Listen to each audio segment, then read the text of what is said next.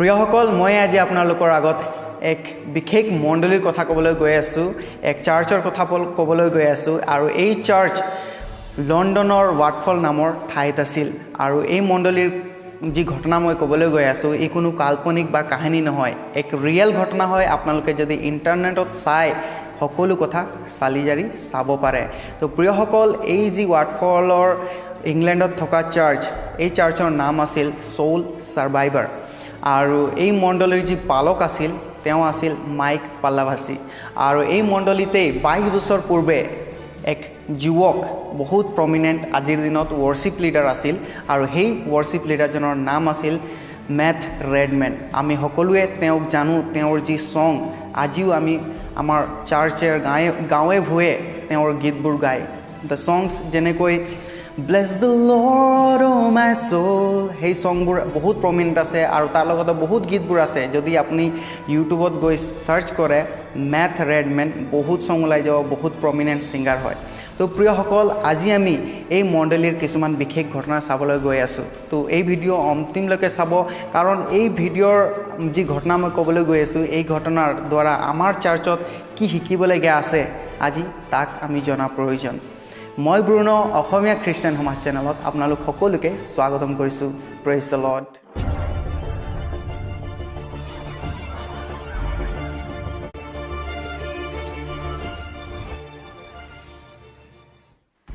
প্ৰিয়সকল লণ্ডনত ৱাটফল নামৰ ঠাইত এই যি চাৰ্চ সোল সাৰ্ভাইভাৰ বহুত প্ৰমিনেণ্ট আছিল আৰু এই চাৰ্চ এক আদৰ্শ হিচাপে সেই ঠাইত আছিল বেলেগ যি মণ্ডলীসকল আছে সেই মণ্ডলীসকলো এই চাৰ্চৰ আদৰ্শবোৰ ফলো কৰিছিল কাৰণ এই চাৰ্চত বহুত কংগ্ৰিগেশ্যন আছিল আৰু বিশেষকৈ যুৱক যুৱতীসকলৰ যি জনসংখ্যা এই চাৰ্চত বহুত আছিল আৰু তেওঁলোকে বিভিন্ন ধৰণৰ ইনষ্ট্ৰুমেণ্ট আৰু বহুত ধৰণৰ আধুনিক পদ্ধতি তেওঁলোকে ব্যৱহাৰ কৰিছিল এই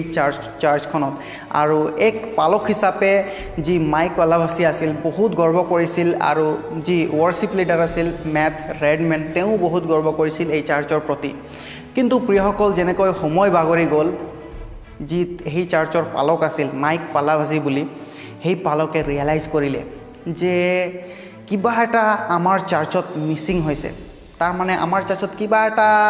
কমি হৈছে যাক নেকি মই ফিলিং কৰিব নাই পৰা ঈশ্বৰৰ উপস্থিতি মই ফিলিং কৰিব নাই পৰা ইমান লাইটছ ইমান মিউজিক কংগ্ৰিগেশ্যন ফুল আধুনিক পদ্ধতি ব্যৱহাৰ কৰিছে কিন্তু কেলে তেওঁবিলাকে মানে ঈশ্বৰৰ উপস্থিতি অনুভৱ কৰিব পৰা নাছিলে সেই কথাটো সেই কমিটো যি পালক আছিল মাইক পাল্লাভাসী তেওঁ অনুভৱ কৰিব পাৰিলে এদিন এনেকৈ সানডে দেওবাৰ দিনা তেওঁবিলাকে আৰাধনা কৰি আছিলে আৰু সেই কথা সেই পাষ্টৰৰ বহুত ভিতৰত লাগিল যে কেলে আজি আমি ইমান কংগ্ৰিগেশ্যন থাকোঁতো ঈশ্বৰৰ উপস্থিতি অনুভৱ কৰিব পৰা নাই তেওঁ লাহেকৈ ৰিয়েলাইজ কৰিলে যে আমাৰ যি আৰাধনা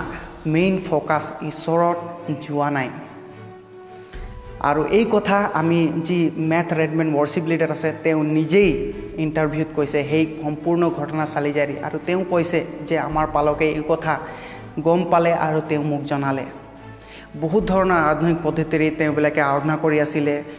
তেওঁবিলাকে মিউজিক আৰু সংছ ড্ৰামছ গীটাৰ সকলো আছিলে কিন্তু সেই সকলো ঈশ্বৰৰ উপস্থিতি তেওঁবিলাকে অনুভৱ কৰা নাছিলে কাৰণ তেওঁবিলাকৰ যি আৰাধনাৰ মেইন উদ্দেশ্য তেওঁবিলাকে পাহৰি গৈছিলে আৰু লোকবিলাকে যি যুৱক যুৱতী আছিলে তেওঁবিলাকে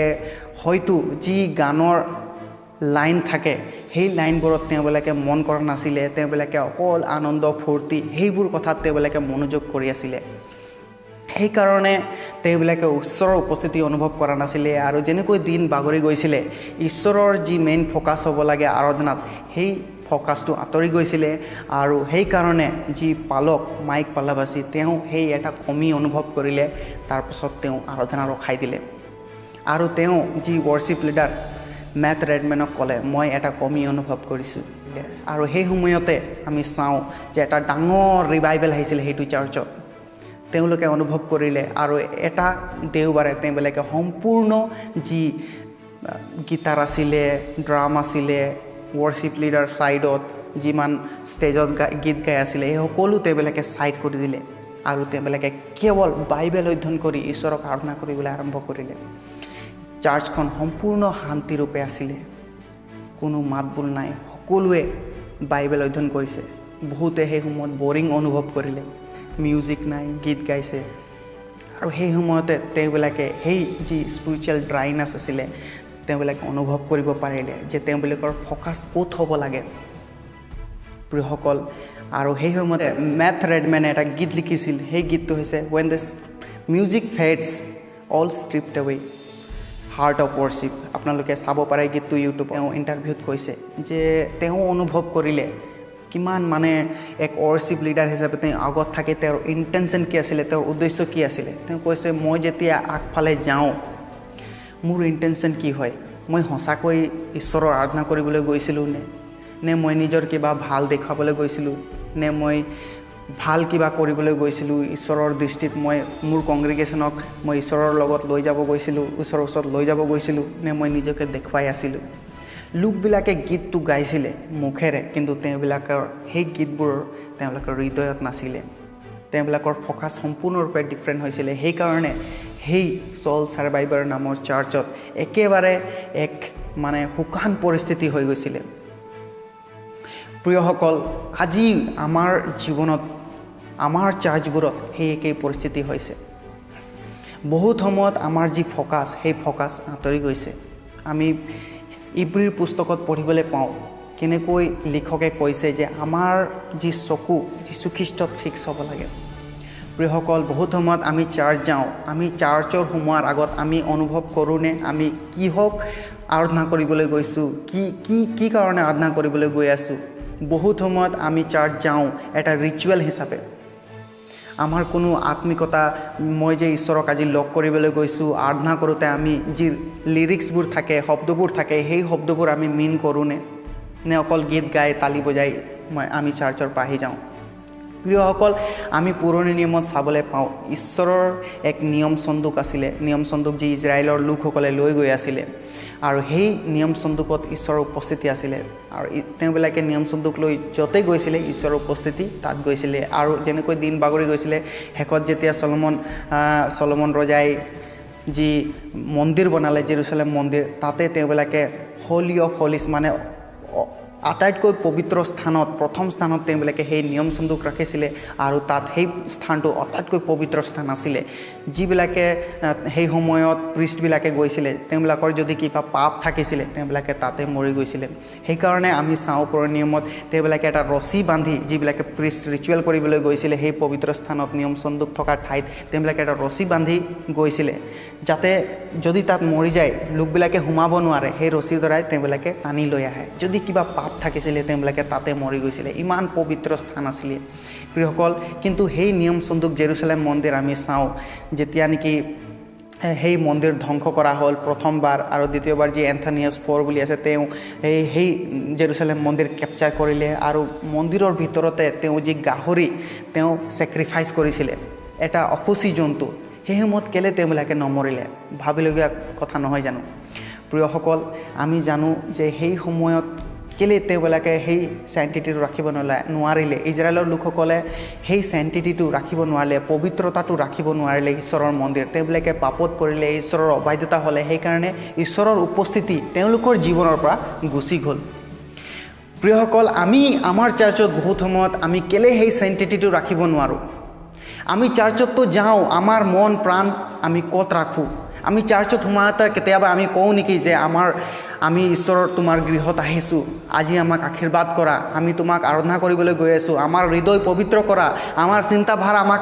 দূৰ আপোনাক ৰাখিবলৈ দিয়া, সেইবোৰ কথা আমি চিন্তা কৰোঁনে? কেতিয়াও নকৰোঁ। প্ৰিয়সকল, বহুত সময়ত আমি সেইবোৰ কথা চিন্তা নকৰোঁ, জাষ্ট আমি এক ৰিচুৱেল হিচাপে গৈ কিনে চাৰ্চত বহি থাকোঁ। সেইকাৰণে আমি সেই চেণ্টিটিটো ৰাখিব নোৱাৰোঁ, ঈশ্বৰৰ উপস্থিতি অনুভৱ কৰিব নোৱাৰোঁ। সেই ইজৰাইলৰ মানুহৰ নিচিনা, যেনেকৈ তেওঁবিলাকে সেই জেৰুচালেম মন্দিৰৰ নিয়ম চন্দুকৰ তেওঁবিলাকে চেণ্টিটি মানে এটা পবিত্ৰতাটো ৰাখিব নোৱাৰিলে, তেনেকৈ আজি আমি আমাৰ চাৰ্চবোৰৰ পবিত্ৰতাটো ৰাখিব পৰা নাই। আমাৰ ফ'কাছটো ক'ত হৈ গৈছে? বহুত সময়ত আমি ৱৰ্শ্বিপ বেণ্ডবোৰত হৈ গৈছে।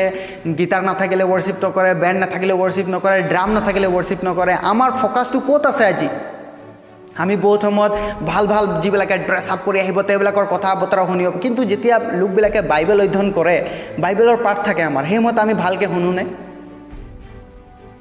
বহুত সময়ত আমাৰ ধ্যানটো নাথাকেই, যেতিয়া কোনোবাই বাইবেল পাঠ কৰে বা কোনোবাই প্ৰচাৰ কৰে সেই সময়ত নাথাকে। আমাৰ ফ'কাছটো ক'ত আছে? আজি আমাক প্ৰিয়সকল জনা প্ৰয়োজন নহ'লে সেই যি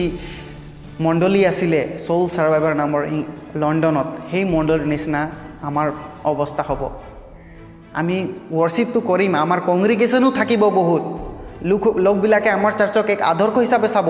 আমাৰ মণ্ডলী বহুত পুৰণি হ'ব পাৰে বহুত কংগ্ৰিগেশ্যন হ'ব পাৰে লোকবিলাকে আমাৰ মণ্ডলীক আদৰ্শ হিচাপে চাব পাৰে কিন্তু আমি ঈশ্বৰৰ উপস্থিতি তাত অনুভৱ কৰিব নোৱাৰোঁ বহুত সময়ত কেলে কাৰণ ঈশ্বৰ আমাৰ সেই উপস্থিতি তাৰ পৰা গুচি যায় কাৰণ আমি তেওঁৰ পবিত্ৰতা ৰাখিব নোৱাৰোঁ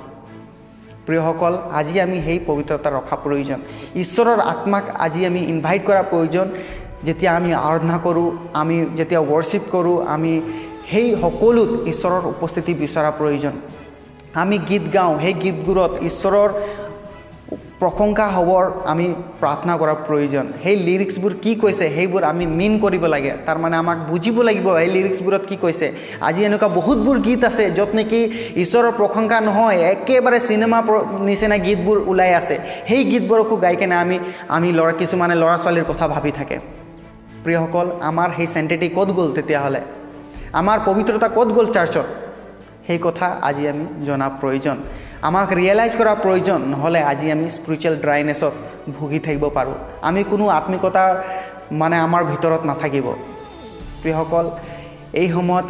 আজিয়ে আমাক ডিচিশ্যন ল'ব লাগিব আমি যদি চাৰ্চত যাওঁ আমি কেনেধৰণে এটা পবিত্ৰতা বজাই ৰাখিব লাগিব নহ'লে আমাৰ এটা বহুত বেয়া পৰিস্থিতি হ'ব আমি ঈশ্বৰৰ উপস্থিতি অনুভৱ কৰিব নোৱাৰিম